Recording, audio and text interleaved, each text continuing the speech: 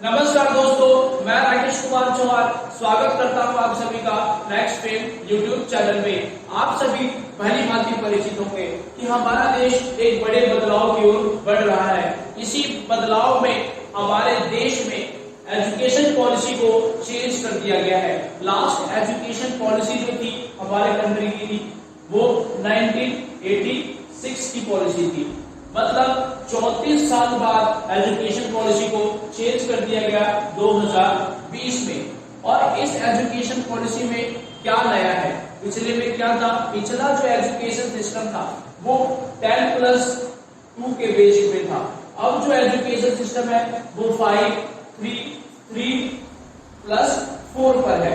मतलब 5+3+3+4 पर education system based है न्यू एजुकेशन पॉलिसी 2020। इस एजुकेशन पॉलिसी में क्या नया है? फर्स्ट टू फिफ्थ के लिए फाउंडेशन स्टेज मानी जाएगी। मतलब जो प्राइमरी स्कूल के बच्चे होते हैं उनके लिए फाउंडेशन स्टेज मानी जाएगी और यहाँ पर किताबों का बोझ कम कर दिया जाएगा। मतलब उनको खेल कूद या फिर स्टोरीज के माध्यम से एजुकेट किया जाएगा। अब गवर्नमेंट स्कूल्स में भी प्राइवेट स्कूल जैसा एलकेजी यूकेजी सिस्टम होगा और यहाँ पर मेनली बुक का वजन कम कर दिया जाएगा। कोई मेंटली प्रेशर नहीं होगा, उनको खेल कूद और स्टोरीज के माध्यम से एजुकेट किया जाएगा। साथ ही पहली से 5वीं तक के बच्चे मदर टंग में एजुकेशन ले सकते हैं। मतलब अपने मातृभाषा में आपको पढ़ाई कर सकते हैं। उनके ऊपर ये दबाव नहीं होगा कि आपको इंग्लिश पढ़नी है, आपको अदर सब्जेक्ट पढ़ना है, कोई लैंग्वेज है तो आपको लैंग्वेज पढ़नी है, वैसा कुछ नहीं होगा। अब फर्स्ट टू फिफ्थ के लिए जो फाउंडेशन स्टेज है, इस फाउंडेशन स्टेज में मदर टंग में पढ़ाई कर सकता है। और इसका रीजन क्या है मदर टंग में करने का? बच्चा अगर गाँव से है या सिटी में भी रहता है वो हिंदी बोलता है, उसके पेरेंट्स है, रिलेशन वाले हैं, मतलब पेरेंट्स, रिश्तेदार, नेबर सभी हिंदी में बात करते हैं तो वह हिंदी में ज्यादा समझ सकता है इंग्लिश के बजाय। तो बट जब होता क्या था स्कूल्स में उसको इंग्लिश सिखाते थे। अब इंग्लिश सिखाने पर उसका माइंड उतना डेवलप नहीं हो पाता था, इसलिए first to fifth education system को मदर टंग में कर दिया गया है। बट आपको यहाँ से यह याद रखना है कि एजुकेशन सिस्टम जो है वो कॉन्करेंट लिस्ट में आती है और कॉन्करेंट लिस्ट पे सेंट्रल गवर्नमेंट और साथ ही स्टेट गवर्नमेंट दोनों को राइट्स होते हैं कि वह उस एजुकेशन पॉलिसी में कुछ चेंजेस करना चाहे तो कर सकते हैं। बट फर्स्ट फिफ्थ हम बात कर रहे थे मदर टंग में स्टडी कराई जाएगी और ये फंडामेंटल स्टेज मानी जाएगी। सेकेंड स्टेज है middle stage. Middle stage 6 to 8 तक के बच्चों के लिए होगी और इस मिडिल स्टेज में एनसीईआरटी बेस्ड सिलेबस को कराया जाएगा और एनसीईआरटी बेस्ड सिलेबस होगा 6 to 8 तक। आपने अब तक देखा होगा कि स्कूल्स में क्या होता है, आपने स्कूल्स की पढ़ाई कर रहे हो आप कुछ और काम नहीं कर सकते। अब जो है बच्चा कुछ वोकेशनल सीखना चाहता है, यदि बच्चे का इंटरेस्ट किसी काम में लगता है, वह इलेक्ट्रीशियन बनना चाहता है, वह सॉफ्टवेयर इंजीनियरिंग या सॉफ्टवेयर का कोई कोर्स करना चाहता है, तो वो स्कूल से ही कहीं भी इंटर्नशिप कर सकता है। कहीं प्रैक्टिकल ट्रेनिंग करना चाहता है तो वो स्कूल के माध्यम से ही प्रैक्टिकल ट्रेनिंग कर सकता है, साथ ही अपने स्कूल की पढ़ाई को भी कंटिन्यू कर सकता है। अब उस पर किसी भी प्रकार का कोई भी प्रेशर नहीं होगा कि आप स्कूल के साथ और कोई काम नहीं कर सकते। नेक्स्ट है last stage. Last stage 9 to 12 तक है। 9 to 12 तक है लास्ट स्टेज। इस लास्ट स्टेज में क्या है वह आपके लिए इंपॉर्टेंट है। इस लास्ट स्टेज में सेमेस्टर सिस्टम होगा। मतलब आप स्टूडेंट को पूरे साल पढ़ना पड़ेगा। पहले क्या होता था कि एजुकेशन सिस्टम में आप पेपर है आपका मार्च में, तो आपने 20 दिन पहले पढ़ना शुरू किया और मार्क्स आप ले आए। बट अब ऐसा नहीं होगा, पूरा साल आपको पढ़ना ही पड़ेगा। पूरे साल आप पढ़ाई करेंगे, उसके अकॉर्डिंगली आपको मार्क्स दिए जाएंगे। साथ ही बोर्ड का एग्जाम, बोर्ड के एग्जाम को बहुत ही हल्का कर दिया जाएगा, मतलब सिलेबस को बहुत ज्यादा कट किया जाएगा और सिलेबस को रिमूव किया जाएगा।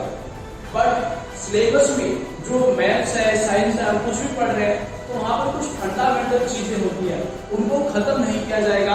बट जो आपके यूज की नहीं है, आप पढ़ रहे हैं बट उनका यूज नहीं है आगे फ्यूचर में, तो उनको सिलेबस से हटा दिया जाएगा। और बोर्ड के एग्जाम को भी जो प्रेशर होता है बोर्ड का, यार बोर्ड का प्रेशर है, हम डर जाते हैं मेनली, तो उस बोर्ड के प्रेशर को भी कम कर दिया जाएगा, क्योंकि सिलेबस कम होगा। और दूसरी बात, सेमेस्टर सिस्टम होगा, मतलब 6 महीने में आपका सिलेबस एक बार कराएंगे तो 6 महीने पेपर होगा, फिर नेक्स्ट 6 मंथ बाद आपका सेकंड सेमेस्टर का एग्जाम होगा। साथ ही जो स्ट्रीम सिस्टम है, स्ट्रीम सिस्टम का मतलब 9 to 12, आप पहले होता क्या था, आपने 10th किया, जब आप 10th के बाद 11th में एडमिशन लेते थे तो किसी बच्चे ने कॉमर्स लिया, तो कोई बच्चा साइंस लेता था, कोई बच्चा आर्ट्स लेता था। इस 3 कैटेगरीज में स्कूल्स में स्टडी कराई जाती है, साइंस, कॉमर्स और आर्ट्स। अब ऐसा नहीं होगा, यदि कोई बच्चा साइंस ले लिया तो वो साइंस के साथ यदि वो आर्ट्स के सब्जेक्ट पढ़ना चाहता है, यदि वह हिस्ट्री पढ़ना चाहता है, ज्योग्राफी पढ़ना चाहता है, पॉलिटी पढ़ना चाहता है, तो वह पढ़ सकता है। यदि कोई कॉमर्स स्ट्रीम का बच्चा साइंस की बायो पढ़ना चाहता है या फिर केमिस्ट्री को पढ़ना चाहता है तो वह अब पढ़ सकता है, उसके भी मार्क्स दिए जाएंगे। साथ ही क्या होगा, इस स्ट्रीम सिस्टम के अंदर एक लूप तैयार होगा, मतलब उसमें सिलेबस डिफाइन होंगे, आप इस सब्जेक्ट के साथ इसको ले सकते हैं। जैसे होता क्या था, आपने केमिस्ट्री ले लिया, केमिस्ट्री के साथ आप आर्ट्स ले रहे हैं, जैसे पॉलिटी ले लिया आपने, तो इस तरीके से, या फिर जैसे आपने बायो लिया, बायो के साथ आपने हिस्ट्री लिया, इस तरीके से गवर्नमेंट अपना लूप तैयार करेगी और उसके अकॉर्डिंग सिलेबस डिफाइन करेगी। फिर आप सब्जेक्ट को चूज कर सकते हैं कि हाँ सब्जेक्ट कैसे लेने हैं। साथ ही जो रिपोर्ट कार्ड होगा वह बहुत इंपॉर्टेंट है। रिपोर्ट कार्ड कैसे तैयार होगा, क्योंकि आपको पढ़ना पूरे साल है, आप ये नहीं है कि 20 दिन आपने पढ़ाई किया और आपके मार्क्स मिल गए, ऐसा कुछ नहीं होगा। आपको पूरे साल पढ़ना ही पड़ेगा यदि आपको अच्छे मार्क्स लेने हैं तो उसके लिए क्या होगा, रिपोर्ट कार्ड जब तैयार होगा तो ये पूरा 360 का मतलब क्या है, वह इंपॉर्टेंट है। 360 का मतलब आपके लिए कि आप क्लास में कैसा बिहेवियर करते हैं, कैसा बिहेवियर रखते हैं अपने साथियों के साथ, कैसे बिहेवियर आप टीचर के साथ रखते हैं, कैसे बिहेवियर आप पेरेंट्स के साथ रखते हैं, कैसे आप स्टडी करते हैं, आपका डिसिप्लिन मैनर क्या है, उन सभी के बेस पर मार्क्स बनाए जाएंगे, रिपोर्ट कार्ड तैयार किए जाएंगे। यह इंपॉर्टेंट था आपके लिए। तो आपको क्लियर हो गया अगर सेमेस्टर सिस्टम, बोर्ड एग्जाम्स का प्रेशर कम हो गया, स्ट्रीम सिस्टम, आप साइंस वाला बच्चा आर्ट्स कॉमर्स भी पढ़ सकता है, कॉमर्स वाला बच्चा भी साइंस पढ़ सकता है, और रिपोर्ट कार्ड कैसे तैयार होगा ये भी आपको क्लियर हो जाएगा। उसके बाद जब आपने 12th कर लिया, अब 12th में आपके सपोज करिए मार्क्स आ गए 60% और आपको कॉलेज में एडमिशन लेना है, बढ़िया कॉलेज में आपको एडमिशन चाहिए, तो क्या आपका एडमिशन होगा? नहीं होगा। बढ़िया कॉलेज में 90% चाहिए, 95% चाहिए, तो उतने मार्क्स तो है ही नहीं। बट अब आप कैसे लाएंगे मार्क्स? तो वहां पर यदि आप कम मार्क्स है तो वहां पर कैट का एग्जाम होगा। कैट का मतलब कॉमन एप्टीट्यूड टेस्ट, क्योंकि कई स्टूडेंट क्लास में, स्कूल्स में ऐसे होते हैं कि कुछ तो होते हैं कि रट्टा मारते हैं और रट के उसने पूरा याद कर लिया, भाई मार्क्स ले आया वो 98%, रट्टा मार के पूरा 98% मार्क्स आ गए। कुछ बच्चे होते हैं वो लॉजिकल होते हैं, जो हर एक चीज को समझ के पढ़ते हैं, वो रट नहीं पाते, तो उनके मार्क्स आगे मान लीजिए 60%। अब ये बच्चा क्या बढ़िया कॉलेज में एडमिशन ले सकता है? तो बिल्कुल अब ले सकता है। वह कॉमन एप्टीट्यूड टेस्ट का एग्जाम देगा और उसके मार्क्स यहाँ पर ऐड कर दिए जाएंगे, जिससे उसके कॉलेज में एडमिशन हो जाएगा। क्लियर है यहाँ तक आप सभी को? कैट तक। अब देखिए ये है 3 to 4 ईयर का प्रोग्राम। 3 to 4 ईयर का प्रोग्राम होगा अब कॉलेज के अंदर। पहले कॉलेज में क्या होगा? 3 साल की स्टडी हो गई, बीए हो गया, बीएससी, बीकॉम, कुछ भी आप करें 3 साल का कर रहे हैं, तो 3 साल आपने पढ़ना शुरू किया। अब 3 साल में आपने 1 साल पढ़ाई की, 1 साल पढ़ने के बाद आपको भैया कॉलेज छोड़ना पड़ेगा, किसी भी कारणवश फैमिली प्रॉब्लम या फिर कोई और रीजन रहा आपके पीछे, तो उसके लिए आपको कॉलेज छोड़ना पड़ा। आपने 1 साल पढ़ाई की और 1 साल पढ़ने के बाद आपने कॉलेज को गिव अप कर दिया। अब 1 साल की पढ़ाई आपने की, आपको पहले क्या होता था, कोई सर्टिफिकेट नहीं, कोई कुछ नहीं, आपका 1 साल वो बेकार हो गया। बट अब बेकार नहीं होगा, आपका 1 साल पढ़ा आपने तो आपको एक सर्टिफिकेट दिया जाएगा कॉलेज के द्वारा कि आपने इस चीज की स्टडी किया 1 ईयर। अगर आपने 2 साल में पढ़ाई छोड़ दी तो आपको 2 साल के लिए डिप्लोमा दिया जाएगा। यह इंपॉर्टेंट है, आपको 2 साल के लिए क्या मिलेगा, डिप्लोमा मिलेगा। साथ ही जब आपने 3 साल कंप्लीट पढ़ाई करी, जैसे अब आप करते हैं, तो इस 3 साल में आपको क्या मिलेगा, डिग्री मिलेगी। 3 साल में आपको डिग्री दी जाएगी जो अभी भी दी जाती है, और इस एजुकेशन पॉलिसी के बाद भी 3 साल में आपको डिग्री दी जाएगी। यदि आप 4 साल की स्टडी करते हैं तो 4 साल में आपको डिग्री भी मिलेगी, साथ में रिसर्च का सर्टिफिकेट भी मिलेगा कि आपने इस स्ट्रीम में या इस चीज में आपने रिसर्च किया है, साथ आपको डिग्री दी जाएगी, जिसकी इस रिसर्च की वैल्यू आप आगे स्टडी करते हैं तो वहां पर बहुत ज्यादा बेनिफिट होगा। तो ये है एजुकेशन सिस्टम कॉलेज का। और यहाँ पर भी यदि आपने बीएससी किया हुआ है, आप बीएससी कर रहे हैं, तो आप आर्ट्स की स्टडी भी कर सकते हैं साथ के साथ।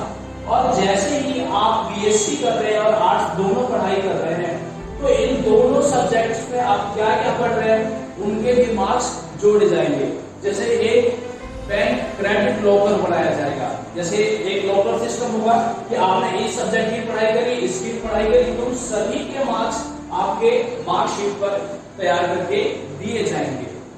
और साथ ही जैसे अभी आईआईटीज में क्या होता है कि इंजीनियरिंग की पढ़ाई हो रही है, साइंस की पढ़ाई होती है जनरली, तो साइंस के साथ साथ आप ह्यूमैनिटीज भी पढ़ सकते हैं।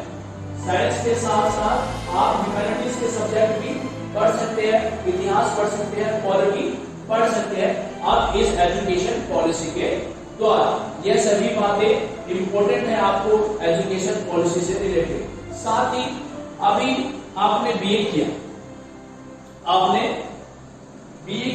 उसके बाद आप क्या करते हैं, एमए करते हैं।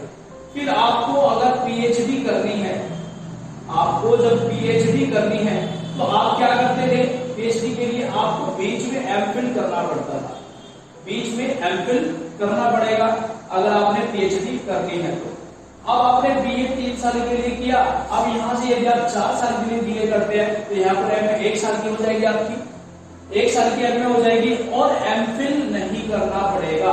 MPhil is not compulsory for PhD. आप डायरेक्टली एमए करने के बाद पीएचडी कर सकते हैं इस नई एजुकेशन पॉलिसी के थ्रू। मतलब एमफिल खत्म, अगर आपने बीए 3 साल का किया तो एमए 2 साल का, अगर बीए 4 साल का किया तो एमए 1 साल का हो जाएगा इस एजुकेशन पॉलिसी के द्वारा। और एमफिल की कोई जरूरत नहीं है, बट कुछ एजुकेशन सिस्टम्स का मानना है सिर्फ में कि एमफिल क्या है, एक ब्रिज है जो पीएचडी तक जाती है, बट इसको इंडिया में इस पॉलिसी के द्वारा रिमूव कर दिया गया, हटा दिया गया। यहाँ मानना है एजुकेशन इस पॉलिसी के द्वारा कि ये बेकार ही है, इसका कोई भी बेनिफिट नहीं होता, इसलिए एमए के बाद डायरेक्टली आप क्या कर सकते हैं, पीएचडी। होप सो फ्रेंड इस एजुकेशन पॉलिसी को आपने समझा होगा। मतलब फंडामेंटल एक बार रिवाइज कराता हूं आपको। फंडामेंटल क्या है, प्राइमरी का स्टडी होगा जिसमें मदर टंग में आप स्टडी कर सकते हैं, पढ़ सकते हैं, मातृभाषा में आप पढ़ाई करेंगे, कोई इंग्लिश कंपल्सरी नहीं है। साथ ही मिडिल स्टेज में एनसीईआरटी बेस्ड पढ़ाई होगी, और यहाँ पर आप कुछ काम सीखना चाहते हैं, सॉफ्टवेयर का काम सीखना चाहते हैं, या फिर कारपेंटर सीखना चाहते हैं, वोकेशनल आप कुछ एग्रीकल्चर से रिलेटेड सीखना चाहते हैं, तो सभी आप सीख सकते हैं साथ में पढ़ते हुए। और यदि आप इंटर्नशिप करना चाहते हैं तो भी आप कर सकते हैं, प्रैक्टिकल ट्रेनिंग लेना चाहते हैं तो भी आप स्कूल के थ्रू प्रैक्टिकल ट्रेनिंग ले सकते हैं।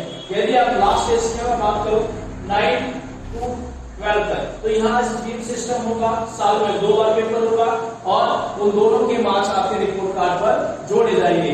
बोर्ड एग्जाम को हल्का कर दिया जाएगा, मतलब बहुत ही इजी कर दिया जाएगा। जैसे और एग्जाम होते हैं वैसे बोर्ड के एग्जाम कर दिए जाएंगे।